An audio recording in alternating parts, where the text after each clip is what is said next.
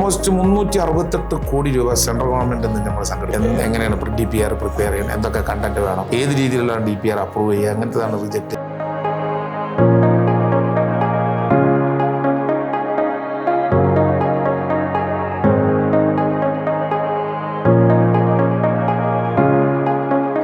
മലപ്പുറം മുനിസിപ്പാലിറ്റിനെ സംബന്ധിച്ചിടത്തോളം നമ്മൾ പലപ്പോഴും അവിടെയായിട്ട് കേട്ടിട്ടുള്ള കുറേ കാര്യങ്ങളുണ്ട്. ഒരുപാട് വ്യത്യസ്തമായ ആശയങ്ങൾ കൊണ്ടുവരികയും ആ ആശയങ്ങളൊക്കെ നടപ്പിലാക്കുകയൊക്കെ ചെയ്തിട്ടുണ്ടെന്നുള്ള ഇന്നോവേറ്റീവായിട്ടുള്ള ഒരുപാട് കാര്യങ്ങൾ കൊണ്ടുവന്നിട്ടുണ്ടെന്നുള്ളതാണ്. അത്തരത്തിലുള്ള കാര്യങ്ങളൊന്നും വിശദീകരിച്ചാൽ നന്നാവും തോന്നുന്നുണ്ട്. മുനിസിപ്പാലിറ്റികളിൽ എന്തൊക്കെ ചെയ്യാൻ പറ്റും എന്നുള്ളൊരു നോംസ് ഓൾറെഡി ഗവൺമെൻറ്റിൻ്റെ ഉണ്ട്. അത് ശരിക്കും ഞാൻ ഇതിനൊക്കെ ഡിസ്കഷൻ അവസരം കിട്ടിയാൽ പറഞ്ഞതാണ്. ഇതൊരു 40 കൊല്ലം മുമ്പത്തെ നോംസാണ് ഇപ്പോഴും ഉള്ളത്. ഉദാഹരണമായിട്ട് ഒന്നിനകത്ത് നമുക്ക് ചെയ്യാനുള്ള പ്രൊവിഷൻ വളരെ ലിമിറ്റഡ് ആണ്. അവർ ചെറിയ ഏതോ ആളുകൾ ഇരുന്നിട്ട് ഉണ്ടാക്കിയിട്ടുള്ള ഒരു ഇതാണ്. ആ കാലത്ത് അത് കറക്റ്റ് ആയിരിക്കും.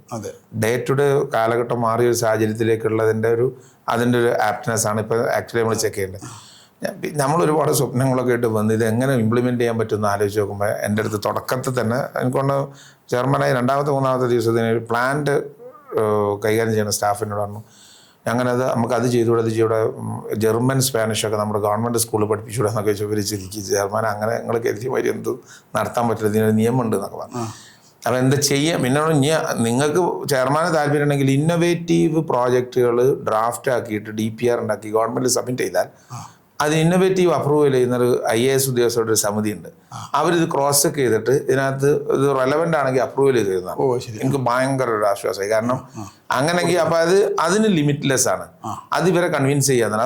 IAS ഉദ്യോഗസ്ഥരാകുമ്പോൾ ഗുണം എന്താ വെച്ചാൽ അവർ കുറച്ചുകൂടി അതിൻ്റെ വേവ് ലെങ്ത് കറക്റ്റ് ആവും. നമ്മൾ കാര്യം പറയുമ്പോൾ അവർ റേഷണൽ ആയിട്ടുള്ള ക്വസ്റ്റ്യൻ ചോദിക്കും. എന്താണ് ഇതിൻ്റെ what is the result you are accepted from this എന്ന് പറഞ്ഞു കഴിഞ്ഞാൽ പ്രോജക്റ്റ് വെച്ചാൽ നമ്മളത് പറയാൻ പ്രിപ്പയർ. അന്നത്തെ IAS ഉദ്യോഗസ്ഥരാണ് ഞാൻ ഫസ്റ്റ് തുടങ്ങിയത്. ആദ്യം ഒരു ഹോർലിക്സ് ബൂസ്റ്റ് കോൺഫ്ലെക്സ് എന്നൊക്കെ പറഞ്ഞാൽ വയസ്സായവർക്ക് അത് കൊടുക്കാനൊരു പ്രീമിയം ഭക്ഷ്യക്കിറ്റിൻ്റെ പ്രോജക്റ്റ് വെച്ച് ഇത് കലക്ടർ എടുത്ത് നമ്മൾ കലക്ടർ വെച്ച് ഇതെന്ത് മുനിസിപ്പാലിറ്റി ഹോർലിക്സ് കൊടുക്കുക. ഞാൻ പറഞ്ഞു, അല്ലെങ്കിൽ സാർ ഒരു ഐഡിയ പറയും, നമുക്ക് കാലാനുസൃതമായിട്ട് ഈ വയസ്സായവർക്ക് കൊടുക്കാൻ പറ്റിയ സ്കീം എന്താണ്? അപ്പോൾ അവരുടെ അടുത്ത് എന്താ വെച്ചാൽ കട്ടിൽ, നടത്തത്തിനുള്ള ഉപകരണങ്ങൾ എല്ലാ വർഷവും ഇത് കൊടുത്ത് ആരാ നമ്മുടെ വീട്ടിൽ കട്ടിലിൻ്റെ സ്ഥിതി എന്താ വെച്ചാൽ ഒരാൾക്ക് നീണ്ട് കിടക്കാനുള്ള വലിപ്പമില്ലാത്ത കട്ടിലാണ്. കട്ടിലുകൊണ്ട് ആകെ ഇത് കൊടുക്കുന്ന ഏജൻസിക്ക് ഗുണമുള്ളൂ. അവർക്ക് ഇത് എല്ലാ വർഷവും 700, 800, 1000 കട്ടിൽ കൊടുക്കാനുള്ളൊരു അവസരമാണ്. അപ്പോൾ കലക്ടർ കോവിഡിൻ്റെയും കൂടി സമയമാണ്. ഞാൻ പറഞ്ഞു, നമ്മുടെ ഈ ആളുകളൊക്കെ വീട്ടിനകത്ത് ഇരിക്കുകയാണ്, ഒരൊറ്റ തവണ ഒരു ചാൻസ് തരി, ഞങ്ങളൊരു പ്രീമിയം ഫുഡ് കിറ്റ് കൊടുക്കട്ടെ. അന്നത്തെ കലക്ടർ ഗോപികൃഷ്ണ AS കണ്ട അദ്ദേഹം വളരെ പോസിറ്റീവായിട്ട് നമുക്കൊരു എക്സ്പെരിമെൻ്റ് ബേസിൽ തരാമെന്നാണ് ചെയ്തു നോക്കാം. 3 വർഷവും അത് ഇംപ്ലിമെൻ്റ് ചെയ്യാൻ കഴിഞ്ഞെന്ന് മാത്രമല്ല, അത് മറ്റുള്ള LSCDകൾ ഒരുപാട് LSCDകൾ ഇതിൻ്റെ DPR കൊണ്ടുപോയിട്ട് നടപ്പിലാക്കാൻ കഴിഞ്ഞു. ഗംഭീരമായിട്ട് നടപ്പിലാക്കി വീടുകളിൽ കൊണ്ടുപോയിട്ട്. എങ്ങനെയായിരിക്കും അത്? പിന്നെ അതായത് ഇവർക്ക് വീട്ടിലേക്ക് Horlicks, boost, cornflakes, oats, ragi ഇതിൻ്റെ ഒരു കിറ്റ് വീട് എല്ലാ 60 വയസ്സ് കഴിഞ്ഞ ആൾക്കും വീട്ടിൽ കൊണ്ടുപോയി കൊടുത്തു മുനിസിപ്പാലിറ്റിയുടെ ഭാഗം. ആ മുനിസിപ്പാലിറ്റി എന്നൊക്കെ പറഞ്ഞാൽ ഇവർ ജനങ്ങൾ കാണുന്ന ചിലതുണ്ട്, വാഴക്കന്ന്, ഞാനൊന്നും മോശമാക്കി പറയില്ല, ഈ മുട്ടക്കോഴി വളർത്തൽ, തേനീച്ചക്കൂട് എന്നൊക്കെ പറയാം, അതൊന്നും മോശമുള്ള സംഗതിയാണെന്നല്ല. അത് അവിടെ ഉണ്ടായിക്കോട്ടെ, ഒരു പെർട്ടിക്കുലർ പെർസെൻറ്റേജ് അവിടെ എല്ലാ വർഷവും അത് തന്നെ കൊടുത്തിട്ട് ഏത് നമ്മൾ കാലാനുസൃതമായിട്ടുള്ള അപ്ഡേഷൻ അവിടെ നടക്കാൻ പോകണം. അത് അപ്പോൾ ഇന്നോവേറ്റീവ് പ്രോജക്റ്റ് കേരളത്തിൽ ഏറ്റവും കൂടുതൽ ഇന്നോവേറ്റീവ് പ്രോജക്റ്റിൻ്റെ അപ്രൂവലിന് മുമ്പ് ചെന്നത് മുഴുവൻ മലപ്പുറം മുനിസിപ്പാലിറ്റിയുടെ പ്രപ്പോസലാണ്. ചിലവരൊക്കെ 1-2 കൊടുക്കും, വലിയൊരു ശതമാനം ആളുകൾ. കാരണം ഈ കുറഞ്ഞ പൈസയുള്ളൂ, ഈ പൈസക്കകത്ത് ഇന്നോവേറ്റീവിന് സമയം ഉണ്ടാവില്ല എന്നുള്ള നമ്മൾ പണം കണ്ടെത്തുന്നതിന് ഒരു സമീപനം എടുത്തു. ഓൾമോസ്റ്റ് 368 കോടി രൂപ സെൻട്രൽ ഗവൺമെൻറ് നമ്മൾ സംഘടിപ്പിച്ചെടുത്ത് ഓരോ പ്രോജക്റ്റിനും DPR ക്ഷണിക്കും. ഇതിലെന്താ വെച്ചാൽ ഇതിൽ എല്ലാത്തിനകത്തും പ്രൊവിഷൻ ഉണ്ട്. നമ്മളെ കണ്ടിന്യൂസ് ആയിട്ടുള്ള ഫോളോ അപ്പ് വേണം, നമ്മളൊരു എക്സ്ട്രാ ഇനീഷ്യേറ്റീവ്. ഇപ്പോൾ ഉദാഹരണമായിട്ട് ഫണ്ട് കിട്ടണമെങ്കിൽ DPR ഉണ്ടാക്കണം, DPR ഉണ്ടാക്കണമെങ്കിൽ ഫണ്ട് വേണം. DPR ഉണ്ടാക്കാൻ പ്രൊവിഷൻ ഇല്ല, അതിന് ഫണ്ടില്ല. പ്രൊവിഷൻ ഇല്ലാതെ DPR ഉണ്ടാക്കാൻ ഞാൻ ഫണ്ടും കിട്ടൂല. അതാണ് അതിൻ്റെ ബോട്ടിലേക്ക്. ഞാനിവിടെ എന്ത് ചെയ്തെന്ന് വെച്ചാൽ DPR ഉണ്ടാക്കാൻ പ്രൈവറ്റ് ആളുകളോട് സപ്പോർട്ട് ചെയ്യിച്ചു. അതായത് CSR ബാങ്കുകൾ മറ്റുള്ളവരൊക്കെ പറഞ്ഞ് ഒരു പ്രോജക്റ്റ് ഉണ്ടാക്കാൻ അതിന് വരുന്നൊരു കോസ്റ്റ് എത്രയാണോ വരുന്നത്, നിങ്ങളുടെ പ്രൊഫഷണൽ കൺസൾട്ടൻസിക്ക് ഫീസ്, അവർക്കത് വളരെ ട്രാൻസ്പെറൻ്റ് ആയിട്ട് നേർ അക്കൗണ്ടിലേക്ക് കൊടുക്കുക എന്നുള്ളതുകൊണ്ട് ആളുകൾക്ക് അതിനകത്ത് യാതൊരു കൺഫ്യൂഷൻ ഉണ്ടായില്ല. ഒരു DPR ഉണ്ടാക്കാൻ maybe 5 to 10 lakhs വരും ചിലപ്പോൾ, അല്ലെങ്കിൽ ചിലപ്പോൾ 5 lakhs താഴെയും വരാം. കൊടുത്തിട്ട് കിട്ടുന്ന പ്രോജക്റ്റ് 20 കോടി 30 കോടി 50 കോടിയാണ്. ഓ ഓ ഓ ഇത് എല്ലാ മുനിസിപ്പാലിറ്റികൾക്കുള്ള പ്രശ്നം വെച്ചാൽ DPR ഉണ്ടാക്കാൻ പൈസ ഇല്ല. നമ്മൾ പുറത്തുനിന്ന് ഉണ്ടാക്കണമെങ്കിൽ നമ്മളുടെ ഒരു എക്സ്ട്രാ ഇനിഷ്യേറ്റീവ് വേണം. നമ്മളുടെ മുനിസിപ്പാലിറ്റിയിൽ നിന്ന് എടുത്ത് കൊടുക്കുന്ന പോലെയല്ല, വേറെ ആളെ കണ്ടെത്തിയിട്ട് ഒരു DPRന്റെ പ്രോജക്റ്റ് ഉണ്ടാക്കി കംപ്ലീറ്റ് ഡീറ്റെയിൽഡ് ആയിട്ടുള്ള കാര്യങ്ങൾ കംപ്ലീറ്റ് ഉണ്ടാവും. Name of the project, scope of the project, aims of the project, expected outcome of the project, financial outcome. സാധാരണ രണ്ടും വേണം, സോഫ്റ്റ് കോപ്പിയും വേണം, ഹാർഡ് കോപ്പിയും വേണം. പിന്നെ ഗവൺമെന്റ് ഓഫ് ഇന്ത്യന്റെ സ്കീമുകൾക്കൊക്കെ എൻ്റെ ഒരു 5 കൊല്ലത്തെ ഇടയിലുള്ള ഒരു എക്സ്പീരിയൻസ്, വളരെ ഷോർട്ട് നോട്ടീസിലാണ് ഇവർ കോൾ ഫോർ ചെയ്യുക. ചിലപ്പോൾ അവർക്ക് എന്തൊരു അജണ്ട ഉണ്ടാവും, ഒരാളും തരണ്ടെന്നല്ലേ ഓൾറെഡി ഏതെങ്കിലും എഴുതി വെച്ചത് കൊടുക്കാനൊക്കെ അജണ്ട ഉണ്ടാവും. 7 days അല്ലെങ്കിൽ 4 daysനൊക്കെ. ശരിക്കും DPR ഉണ്ടാക്കണേ ചുരുങ്ങിയതൊരു 2-3 മാസം വേണം. ഞാൻ എന്ത് ചെയ്ത് വെച്ചാൽ ബണ്ടിൽ ഓഫ് DPR ഉണ്ടാക്കി വെച്ച് ചാൻസ് വരുമ്പോൾ കൊടുക്കാതെ എഴുതിയിട്ട്. എനിക്കിപ്പോൾ ഉള്ളൊരു സന്തോഷം, ഞാൻ നല്ല ഈ ഏറെക്കുറെ കഴിയാനായതുകൊണ്ട് എല്ലാ DPRകളും കൊടുത്ത് ഒരു 10-40ഓളം DPR ഇനി 1-2 DPR വെച്ച് എല്ലാം പ്രസന്റ് ചെയ്ത് കഴിഞ്ഞു. അതിൽ വലിയൊരു ശതമാനം ഓൾറെഡി സാങ്ഷനായി, ചിലതൊക്കെ വലിയൊരു ശതമാനം ഇംപ്ലിമെന്റ് ചെയ്തു. അതുകൊണ്ട് നഷ്ടമൊന്നും വന്നില്ല. ഇപ്പം നമുക്ക് സബ്ജക്റ്റിനകത്ത് ഒരു എക്സ്പെർട്ടൈസ് കിട്ടി. എങ്ങനെയാണ് DPR പ്രിപ്പയർ ചെയ്യുന്നത്, എന്തൊക്കെ കണ്ടന്റ് വേണം, ഏത് രീതിയിലുള്ള DPR അപ്രൂവ് ചെയ്യുക, അങ്ങനത്തെതാണ് റിജക്ട് ചെയ്യുക, നല്ലൊരു ധാരണ. നമുക്കൊരു വാല്യൂ അഡീഷൻ യഥാർത്ഥത്തിൽ ഇതിന്റെ ഭാഗമായിട്ട്. ഈ പറയപ്പെട്ട സ്കൂളും നമ്മൾ പോയ യാത്രയും ഇതൊക്കെ ഇതിൽ വരുന്നത് തന്നെയാണ്. സ്കൂള് ആക്ച്വലി മുനിസിപ്പാലിറ്റിയുടെ പൈസയാണ്. അതിന് കാരണം എന്താ വെച്ച് കഴിഞ്ഞാൽ ഗവൺമെന്റ് ഓഫ് ഇന്ത്യക്ക് പ്രയോറിറ്റി ഏരിയ ഉണ്ട്. ഉദാഹരണം waste water treatment, water body rejuvenation, recycling of water, പിന്നെ ഹെൽത്ത് സെക്ടർ, അങ്ങനെ ഓരോന്നുണ്ട്. ഇപ്പം ഓരോ സ്കീമുണ്ട്. PMGVK എന്ന് പറഞ്ഞാൽ പ്രൈം മിനിസ്റ്റർ യോജന കാര്യക്രമം. ആ പദ്ധതിയിൽ പബ്ലിക് ഈ കമ്മ്യൂണൽ ഹാർമണി വേണ്ടിയുള്ള പ്രോജക്റ്റുകൾ, എഡ്യൂക്കേഷൻ സെക്ടർ, അതിൽ 4 പ്രോജക്റ്റും നമുക്ക് ഭാഗ്യവശാൽ കിട്ടി. ഒന്നിപ്പോൾ കഴിഞ്ഞ ദിവസം ഉദ്ഘാടനം ചെയ്ത ഒരു സദ്ഭവം മണ്ഡപം, എല്ലാവരും കൂടി ഇരിക്കാവുന്ന കോമൺ ഇൻഡോർ സ്റ്റേഡിയം, പിന്നെ കോമൺ ഫെസിലിറ്റി സെൻ്ററൊക്കെ ഉൾപ്പെടെ നല്ല സൗകര്യത്തിൽ കഴിഞ്ഞ ദിവസം ഉദ്ഘാടനം ചെയ്തു. ഹാജിയർ പള്ളി സ്റ്റേഡിയത്തിൽ കഴിഞ്ഞ 2 ദിവസം മുമ്പായിരുന്നു ഉദ്ഘാടനം. അതിൽ തന്നെ വനിതാ ഹോസ്റ്റൽ, അത് നമ്മളിപ്പോൾ ഈ സ്കൂളിനെയും അതിൻ്റെയും ഒന്നുകൂടി ഹൈ-എൻഡാണ്. എൻ്റെ അടുത്ത് ഇന്നലെ മീഡിയകളൊക്കെ വന്നിട്ട് എന്താ സ്റ്റാർ ഹോട്ടലാണെന്ന് ചോദിച്ചു. കംപ്ലീറ്റ് എയർ കണ്ടീഷൻ സൗകര്യമുള്ള വനിതാ ഹോസ്റ്റൽ ഈ സ്കീം പ്രൈം മിനിസ്റ്റർ യോജന കാര്യക്രമം. പിന്നെ NULM, national urban livelihood mission എന്ന് പറയുന്നത്. ഈ പ്രോജക്റ്റുകളൊക്കെ പിന്നെ ഞാൻ മനസ്സിലാക്കിയൊരു സംഗതി, ഉത്സാഹിച്ച് നമ്മൾ കൊടുക്കാൻ ചെന്നാൽ ഇവർക്ക് പലപ്പോഴും ലാക്ക് ഓഫ് DPR ഉണ്ട്. കാരണം ഇവർ ഈ ഷോർട്ട് നോട്ടീസിൽ വിളിക്കുന്നതുകൊണ്ട് ആർക്കും കൊടുക്കാൻ സമയം കിട്ടൂല. ശരിക്കും ശരിക്കും ഇപ്പം നമുക്കൊക്കെ ഒരു എക്സ്പീരിയൻസ് ഇനിയൊക്കെ വരുന്ന ആളുകൾ ചെയ്യേണ്ടത്, എൻ്റെ ഒരു അഭിപ്രായം, ആദ്യമേ ഏതൊക്കെ ഏരിയയാണോ ഫോക്കസ് ചെയ്യുന്നത് നോക്കിയിട്ട് അതിൽ എക്സ്പേർട്ടുകളായിട്ട് നമ്മൾ ആദ്യം കൺസൾട്ടേഷൻ നടത്തിയിട്ട് ഓരോരുത്തർ ഇൻഡിപെൻഡൻ്റ് ആയിട്ട് DPR ഉണ്ടാക്കി വെച്ചാൽ ഒരു സംശയം വേണ്ട, പെർട്ടിക്കുലർ പെർസെൻറ്റേജ് DPR അപ്രൂവ് ആയി കിട്ടും. എൻ്റെ ഒരു എക്സ്പീരിയൻസിൽ പറയാം, ഒരിക്കലും കംപ്ലീറ്റ് തള്ളിപ്പോകുന്ന പ്രശ്നമല്ല. അങ്ങനെ വന്നുള്ള ഗുണം എന്താ വെച്ചാൽ 368 കോടി രൂപ ഇപ്പം ഞങ്ങൾക്ക് മലപ്പുറം മുനിസിപ്പാലിറ്റിക്ക് മാത്രം ഗവൺമെൻറ് മാത്രം കിട്ടിയത്. അതുകൊണ്ട് ഗുണം എന്താണെന്ന് വെച്ചാൽ ഞങ്ങളുടെ പൈസ ഒക്കെ ഇങ്ങനത്തേന് ഉപയോഗിക്കാൻ പറ്റി.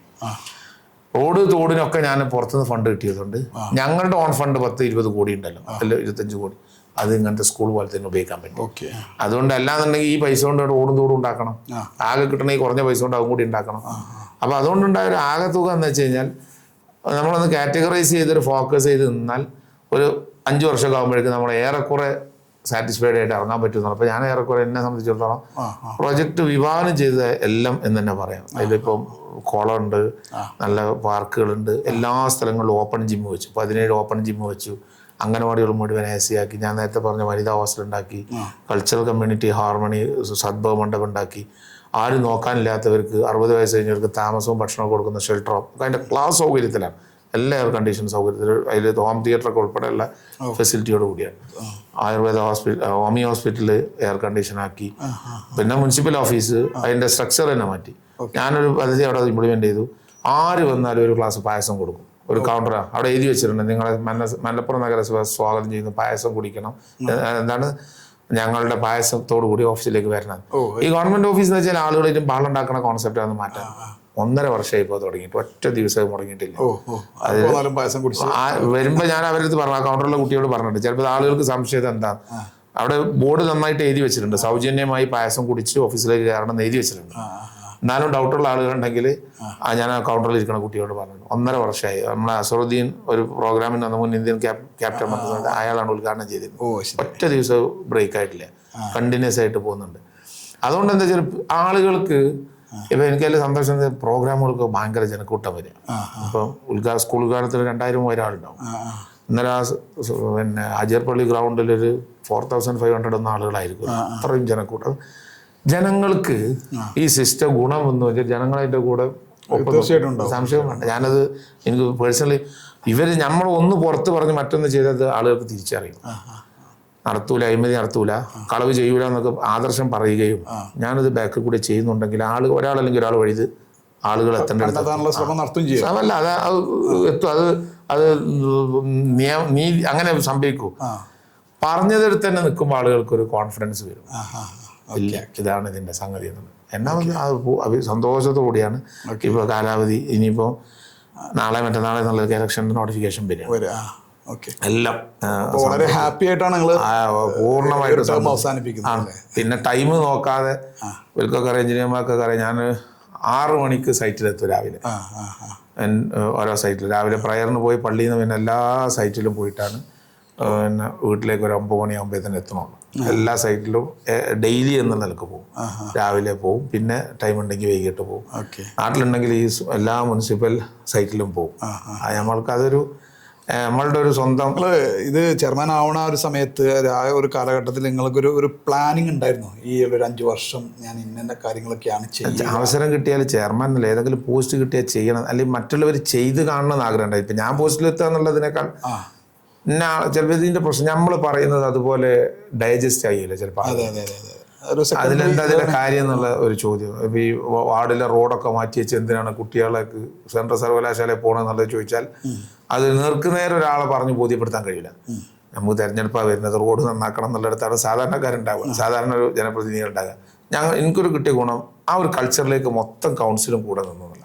എല്ലാവരും ഒരു ഈവൻ എ സിംഗിൾ ഒബ്ജക്ഷൻ പ്രതിപക്ഷമൊക്കെ 100% കൂടെ നിന്നത് മാത്രമല്ല അവരിതിൻ്റെ ഈ കാര്യങ്ങളുടെ ഒക്കെ കൂടെ നമ്മളുടെ ഈ പ്രതിപക്ഷ മെമ്പർമാരുടെയൊക്കെ മക്കളൊക്കെ യൂണിവേഴ്സിറ്റി ഈ സ്കീം വഴി പോയ ആളുകളുണ്ട്.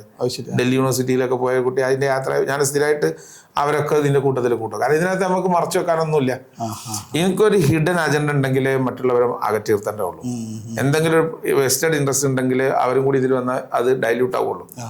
എനിക്ക് ഇൻട്രസ്റ്റ് ഈ പറഞ്ഞത് തന്നെയാണ്. നന്നായി നമ്മളെല്ലാവരും പരിശ്രമിക്കും. അതിനകത്ത് ഇവർക്ക് ബോധ്യമില്ലാത്ത ആളുകൾ ഇതിനൊന്നും കിട്ടൂല. ആളുകളുടേതായ കാഴ്ചപ്പാട് നമ്മളൊന്ന് പറഞ്ഞു പറ്റുന്ന ഇത് ആരും കിട്ടൂല. എന്തെങ്കിലും ഒരു ചെറിയ രീതിയിൽ നമ്മളതിനകത്ത് നമ്മളുടെ പേഴ്സണൽ അജണ്ട നടപ്പിലാക്കി ആളുകൾക്ക് തിരിയും. അല്ല നമ്മളെപ്പോലെ തന്നെ അല്ല, അതിനേക്കാൾ കൂടുതൽ കോൺഷ്യസ് ആണ് എല്ലാവരും. ഇതിന്റെ ഒരു തുടർച്ച നമുക്ക് ഇനി അടുത്ത 5 വർഷം കൂടി പ്രതീക്ഷിക്കാമോ? അല്ല, ഞാൻ ഏതായാലും നഗരസഭയിൽ ചെയർപേഴ്സൺ വനിതയാണ്.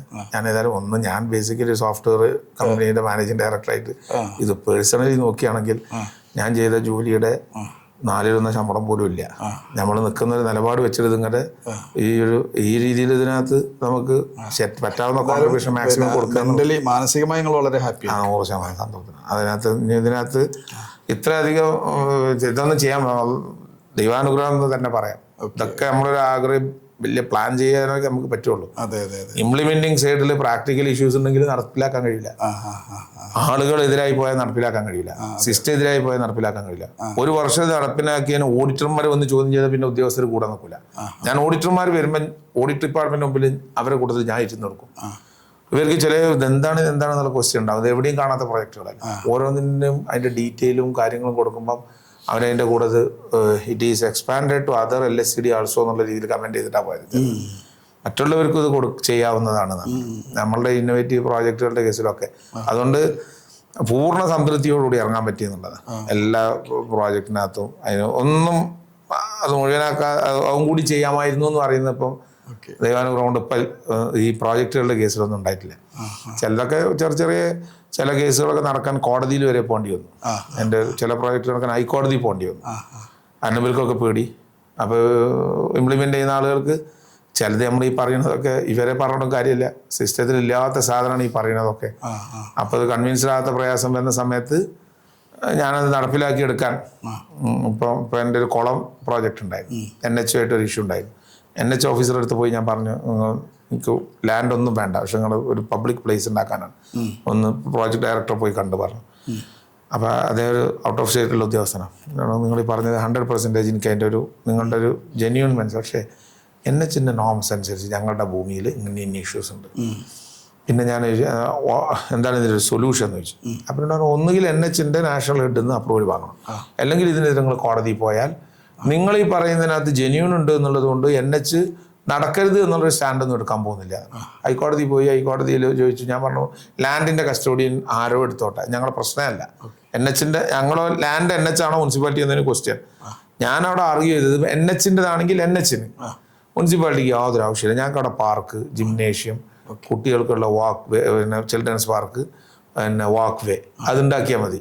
നിങ്ങളാണെങ്കിൽ നിങ്ങളെടുത്തോടി. പക്ഷേ അതുകൊണ്ട് എന്തുണ്ടായി, വളരെ സമവായത്തിൽ NHന് അപ്പോൾ അതിന് വാശി പോയി. അവർക്ക് അതിന് പ്രശ്നമില്ല. അതുണ്ടായി. ഇപ്പോൾ കഴിഞ്ഞ ദിവസം അത് ഉദ്ഘാടനം ചെയ്തു. മനോഹരമായിട്ടുള്ളൊരു കുളം, അതിൻ്റെ ചുറ്റുവട്ടത്ത് നടപ്പാത, ഓപ്പൺ ജിം എല്ലാം ചെയ്യാൻ പറ്റി. നടത്തിയ ഇന്നോവേറ്റീവായ ഒരുപാട് പ്രൊജക്റ്റുകളെ കുറിച്ച് വളരെ ഡീറ്റെയിൽ ആയിട്ട് അതിൻ്റെ കഥകൾ നമുക്ക് കേൾക്കാനുണ്ട്. നമുക്കൊരു ഷോർട്ട് ബ്രേക്കിന് ശേഷം ആ ഒരു കഥകളിലേക്ക് നമുക്ക് വരാം.